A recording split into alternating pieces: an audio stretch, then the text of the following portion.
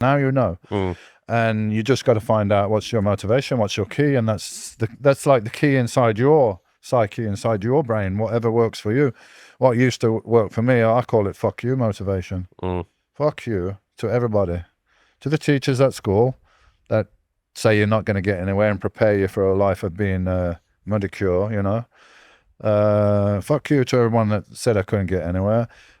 Even imagination that people are saying bad things about, fuck you. Like I always use that. I rather use that the anger that I had, or the negative things, or whatever. I'd rather use that as motivation and kind of get rid of it in a way. It's like you've changed it into something good. So you've took it out of yourself where it could be damaging, and with your workouts, you've like kind of transformed that negative energy into something that's positive. Yeah, I think if anybody's dealing with any kind of bullshit in their life, whether it's like family, career, whatever it might be, the best thing you to do is just go to the gym. And let it out. Fuck everybody in the gym, you know.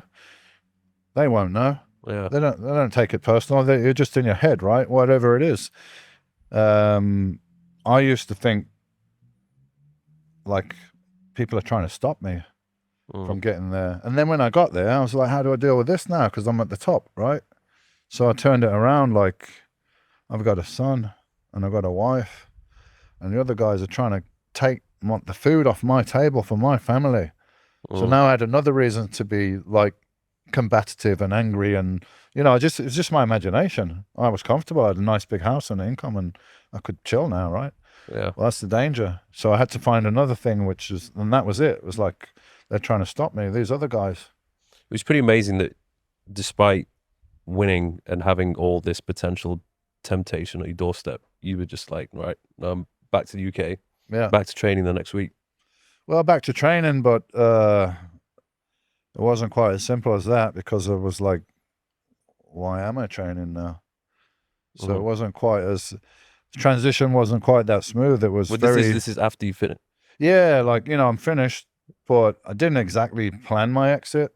As I was really a planner and a controller, and I liked to control everything that I could, and through my career, I did very well at that, but an injury is an injury, and your career's over, bang.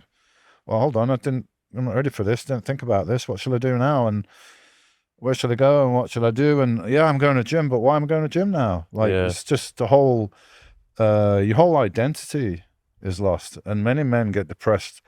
Like, guys, you know, they're 60, they've been doing this job all their life or whatever, and they retire, and then they get depressed because they have no purpose anymore. Even if it's driving a van or working a post office or whatever it is, that was your purpose in a way, and now it's taken away. And like, who are you and what should you do as a man? Like, so there's a lot of questions there, a lot of changes in my life. What year was this? I'd say 97, 98, I announced my retirement. So we're talking 99 into early 2000s.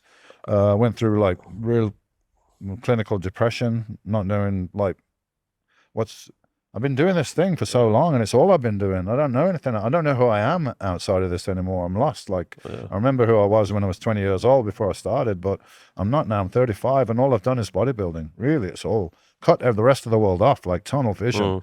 Didn't go out, I didn't want to go to social events or anything. I just wanted to be, I loved it. I wanted to do it, but I think people need to understand as well how different the world was back then. Yeah, well, here's the thing now. It's like, so you got myself, Chris Cormier came over very recently, did a podcast with me. He's doing well. He's doing coaching all around the world. And so the younger generation that came in through the internet, they got to learn about us old school guys that they call us.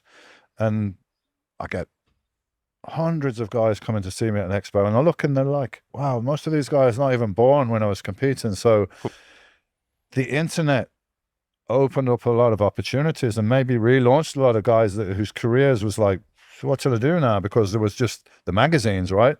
Once you're not in the magazines anymore, it's like you virtually disappeared. And I disappeared to Birmingham as well. So I kind of lost all my... Not much going on in Birmingham. No, and I'm not bodybuilding. I'm not one. I don't really like I'm not a guy that wants to sit on the phone all the time. And when I was depressed, it was even like, I don't even want to talk to anybody. I don't feel like myself. I feel bad. I don't want people to see that I'm not good. And so I even cut myself off more. So I was like cut off from the bodybuilding and not really knowing what to do. And then slowly I turned it around to be like, well, when I was bodybuilding, I couldn't do this, I couldn't do that, I couldn't travel and go to places I want. I couldn't, you know, everything had to be scheduled. Now, hey, you know, there's a lot of things in the world you can do. So, but it took a lot of time to get to that conclusion. What did you start doing after that? Like when you realized, oh, maybe I can start traveling and go around. Got divorced, went partying, chased women. The usual stuff. Like every usual guy. stuff until you get tired of it, you know? Like all the things that I like couldn't do before. Like, hey man, if I want to stay up for 2 days, if I want to go the other side of the world and do something, I can do it. I can I can do what I want. So yeah, I suppose you could say I went off the rails a little bit, but I had to. How long did that last for? Oh, 10 years. On and off. I pretty much slowed down when I met Gal, I guess, you know. So it was probably like 7 or 8 years where I was loose. I mean, you're not. I was still training. I was still stay in shape and everything. But if it was a weekend or I was away, then yeah, there's a party going on. Well, I think you definitely earned it.